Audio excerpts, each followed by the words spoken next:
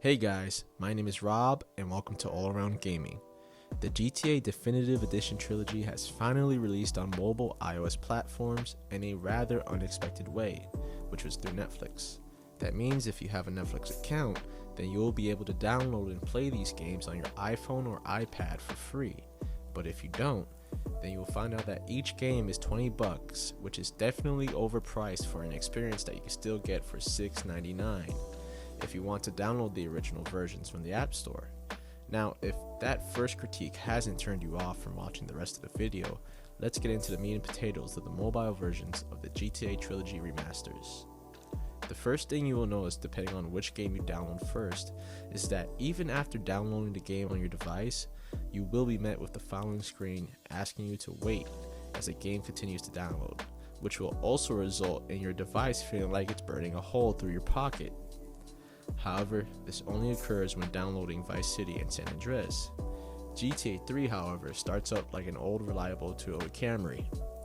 Speaking of GTA 3, we might as well start there. When you begin the first cutscene watching Claude and Catalina escaping the bank, you will immediately notice a difference of quality with graphics. Lighting and rain effects are good, but not as good as console versions, but the updated character models still show off great improvements, especially the details in Claude's face.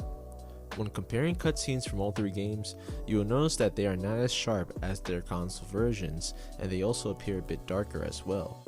Even with my screen turned up to the brightest setting, it was something that was clearly noticeable. I wanted to see if there was a difference between the versions on the Nintendo Switch and my iPhone, and here are the comparisons. First, we will start with GTA 3 on the Switch.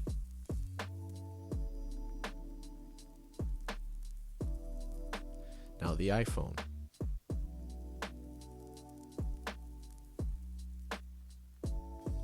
Here is Vice City on the Switch.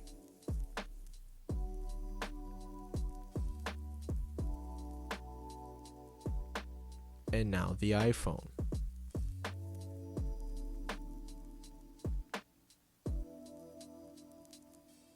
GTA San Andreas is definitely the best looking version of the bunch, but this does not mean they are not enjoyable to watch. It was just something to adjust to. Now, the significant and most obvious difference for the mobile versions of the game, given that controls had to be optimized for a touchscreen display, it is not the most enjoyable experience.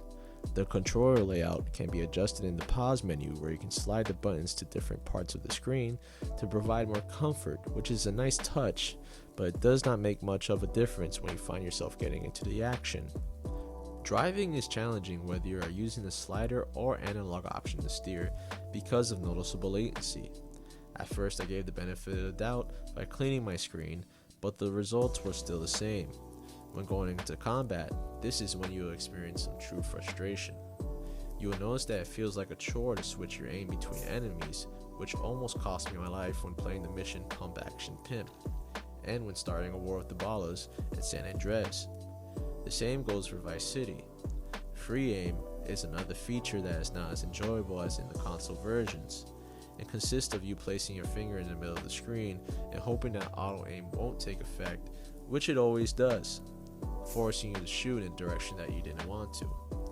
Gameplay, all in all, was my biggest pet peeve, making these versions of the trilogy unenjoyable.